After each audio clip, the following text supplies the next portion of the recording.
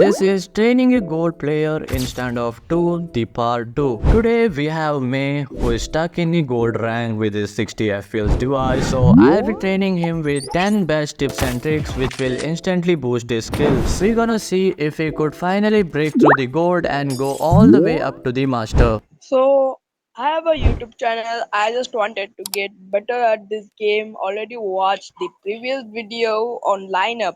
I just wanted to improve my game and my game sense and aim so I could rank up fast. And I while starting standoff 2, I also thought that to start a YouTube channel.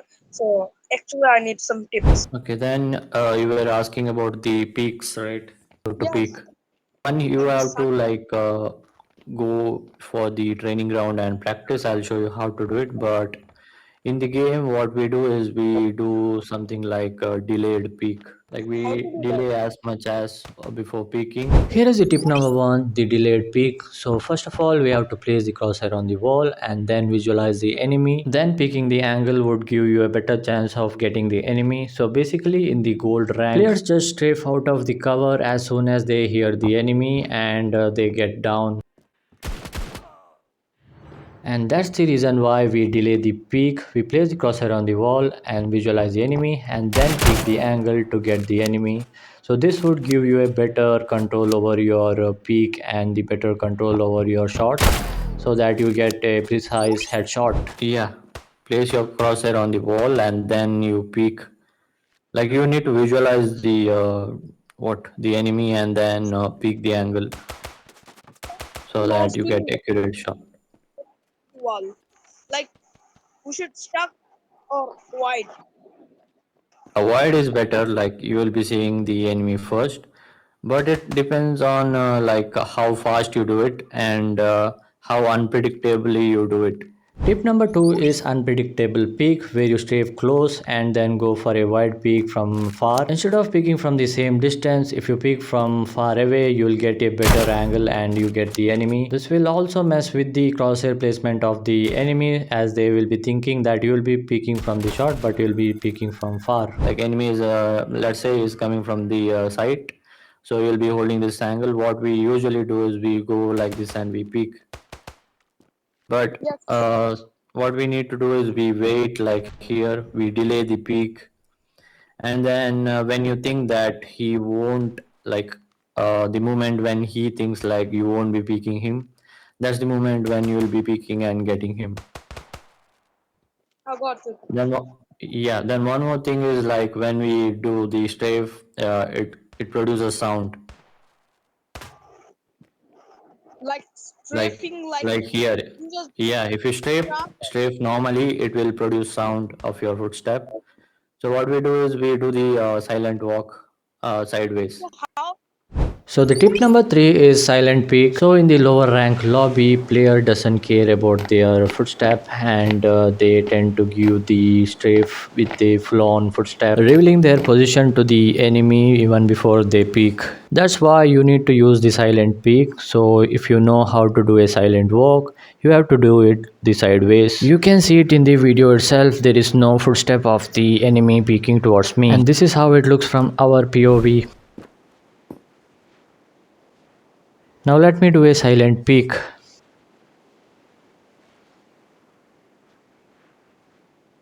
So as you can see in the video, when you peek with the silent peek, you won't be giving any footstep and you'll getting the headshot. So that's How about to the predict? peak. Okay. I have a question.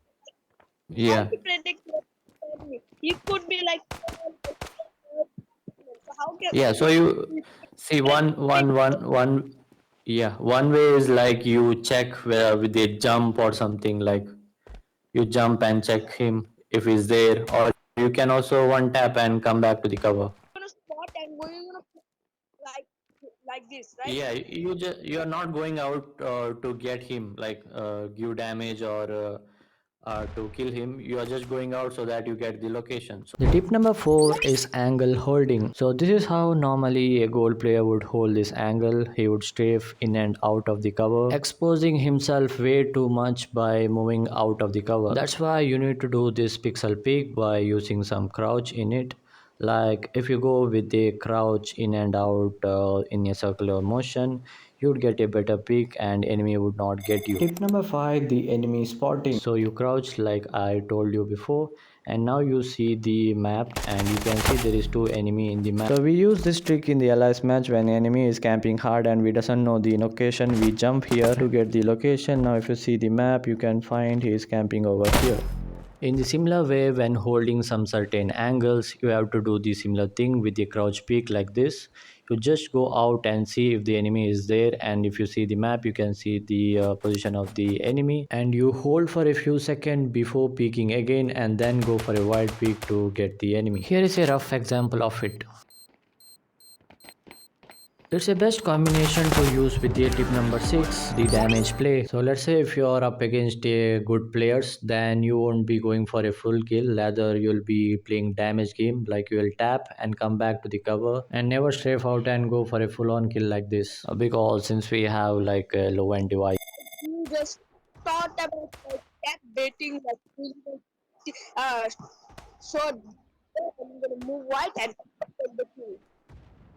Yeah, the similar thing, like you don't go fully and shoot with your spray, you tap and give him damage as much as possible. And if your taps does connect, now you know that he has a lesser damage, like he has lesser HP than you.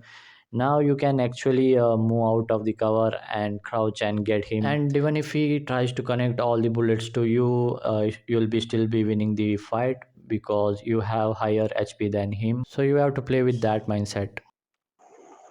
So it's like when the enemy expects you to do a wide peak, you just do a short peak and hit them. Like how to do that?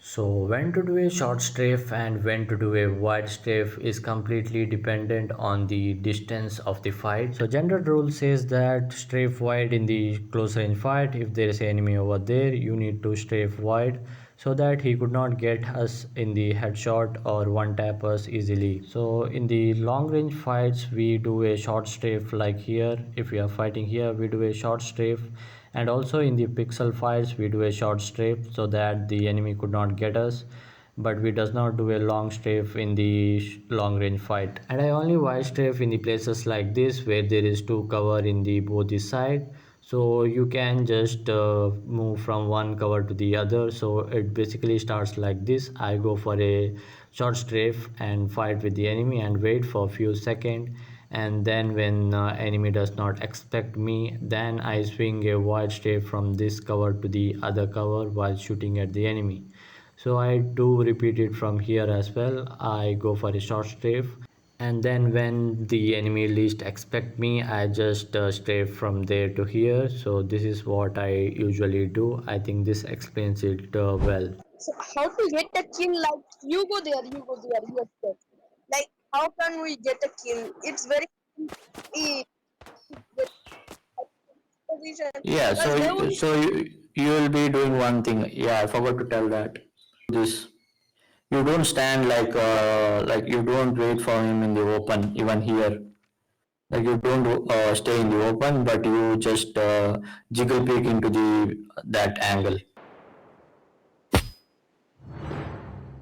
So this is how you need to play the pixel peak. You move out, you watch, you come back, and then go for a kill. You can go there and check. Just go there and check how I'm doing. I'm not just jiggling like this, like constantly, but where are you? Yeah, can you see? yes.